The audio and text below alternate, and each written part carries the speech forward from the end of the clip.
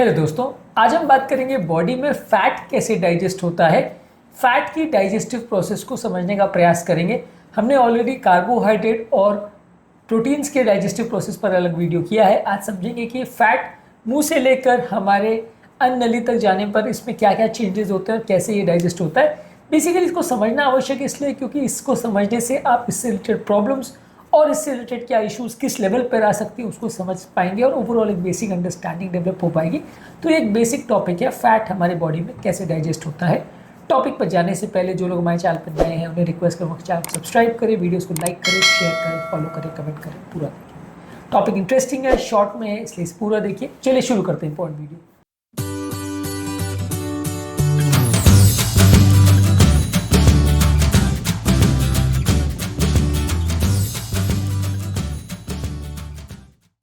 सबसे पहले जब हम खाना को कोई खाते हैं तो मुंह में उसका च्यूइंग होती है, दांतों से हम उसको छोटे छोटे टुकड़ों में ब्रेक डाउन करते हैं।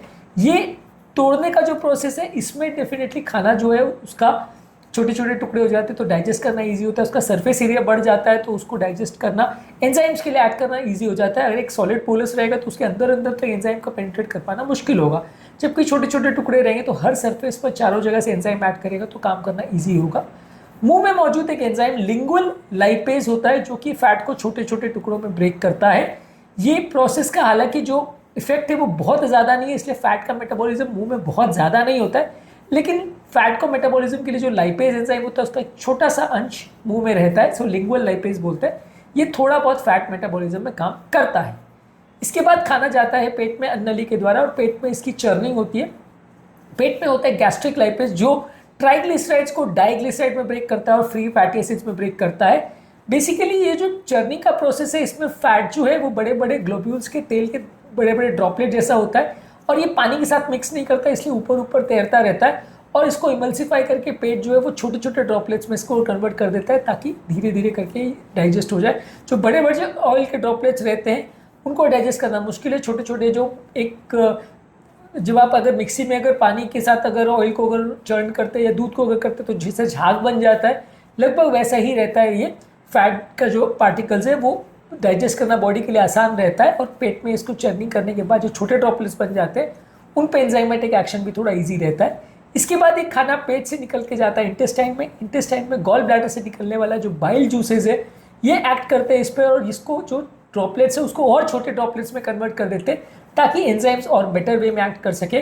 और इसके बाद आता है पैनक्रियाज में बनने वाला पैनक्रियाटिक लाइपेज जो कि ट्राइग्लिसराइड्स को मोनोग्लिसराइड्स में ब्रेक करता है और फ्री फैटी एसिड्स में ब्रेक करता है और ये सबसे मेन एंजाइम है जो कि फैट डाइजेशन में इन्वॉल्व है। अगर ये प्रॉपर काम नहीं करेगा तो बाकी दोनों लाइपेज कितना भी काम करे इसका कंपनसेट नहीं कर सकते। पैनक्रियाज में बनने वाला लाइपेज सबसे ज़्यादा इंपॉर्टेंट होता है। इसके बाद जो ये फैट है ये माइसिलीज बनाता है। माइसिलीज जो है बाइल के एक्शन की वजह से एक सब्सटेंस बनाते हैं ये फ्लैट के ग्लोबुल्स को जो कि थोड़ा सा वाटर सोल्यूबल होता है और ये वाटर सोल्यूबल पार्टिकल जो है इंटेस्टाइनल सेल्स द्वारा अब्जॉर्ब हो सकता है। ये माइसिली फॉर्मेशन जो है ये बाइल का और जो ऑयल्स है उसके मिश्रण से बनता है और ये ज़्यादातर एंट्रोसाइड जो हमारे इंटेस्टाइन के सेल्स हैं उनको अब्जॉर्ब कर पाते हैं।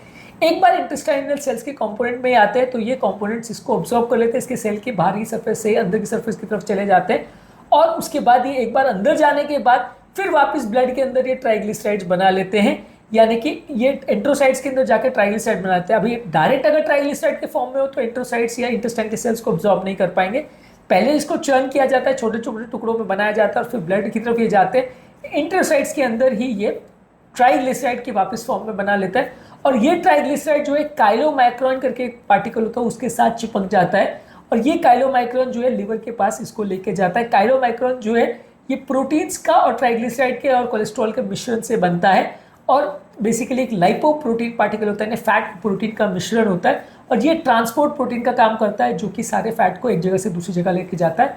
ये काइलोमाइक्रोन डायरेक्टली जो है ब्लड में डायरेक्टली ट्रांसपोर्ट नहीं कर सकते क्योंकि बहुत बड़े पार्टिकल्स होते हैं, ब्लड को डायरेक्टली लेके जा सकता, इसलिए लिम्फेटिक सिस्टम में एंटर करते हैं। ये लिम्फेटिक सिस्टम इसको बाद में फिर ब्लड स्ट्रीम में डालता है और एक बार ये ब्लड स्ट्रीम में आता है तो ट्राइग्लिसराइड के फॉर्म में अलग अलग जगह पे ट्रांसपोर्ट किया जाता है, चाहे लिवर में जाए चाहे फैट में जाए, जहाँ पे भी जाए ये पहले ट्राइग्लिसराइड के साथ लिम्फेटिक सिस्टम में जाता है फिर ब्लड में आके फिर ट्रांसपोर्ट होता है।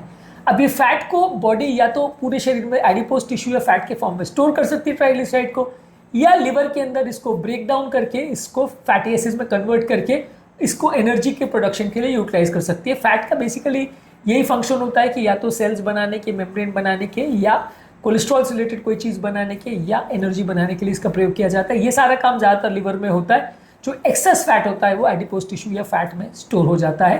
फैट यूजुअली यूरिन के रास्ते या मोशन के रास्ते नहीं निकलता अनलेस अनडाइजेस्टेड फैट हो। बॉडी में जितना एक्सेस होता है वो ऑब्जॉर्ब होते जाता है और इकट्ठा होते जाता है। यही कारण है कि बॉडी का एक्सेस प्रोटीन जो है वो तो यूरिन में निकल जाता है। बॉडी का एक्सेस कार्बोहाइड्रेट प्लस बॉडी का फैट दोनों ही एडिपोज टिश्यू के फॉर्म में या फैट सेल्स के फॉर्म में बॉडी में स्टोर होते चला जाता है।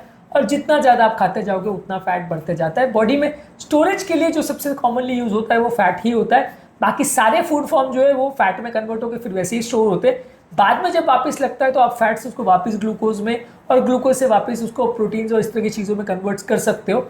लेकिन ज़्यादातर जो एक्सेस बॉडी में जो भी चीज़ें रहती है वो एनर्जी करेंसी में कन्वर्ट होती है और एनर्जी से फैट में होती है। स्टोरेज के लिए फैट का ही ज़्यादातर प्रयोग होता है। ग्लूकोज बहुत थोड़ी मात्रा में, ग्लाइकोजन बहुत थोड़ी मात्रा में स्टोर हो सकता है। मेजॉरिटी ऑफ द फैट जो बॉडी में स्टोर होता है, मेजॉरिटी ऑफ द ट्राइग्लिसराइड्स या एनर्जी जो स्टोर होती है वो फैट के फॉर्म में ही स्टोर होती है। फ्यूचर यूज़ में जब बॉडी की एक्सट्रीम ज़रूरत होती है तो इसको रीयूटिलाइज किया जाता है। तो ये है बेसिकली फैट का मेटाबॉलिज्म। इसको समझना ज़रूरी इसलिए क्योंकि इसके हर लेवल पे किसी भी एंजाइम में अगर प्रॉब्लम आती है तो आपको बॉडी में प्रॉब्लम चालू हो जाती है और फैट का मेटाबॉलिज्म नहीं हो पाता। इसके लिए इस कॉन्सेप्ट को समझना आवश्यक है। कार्बोहाइड्रेट और प्रोटीन्स पर हमने अलग वीडियोज़ किए, उनको भी ज़रूर चेकआउट करिए। अलग अलग डाइजेस्टिव एंजाइम्स पर हमने वीडियोज़ किए, इनको भी ज़रूर देखिए। उम्मीद करूँगा कि आज के टॉपिक में कुछ नई बातें जानने को मिली होगी।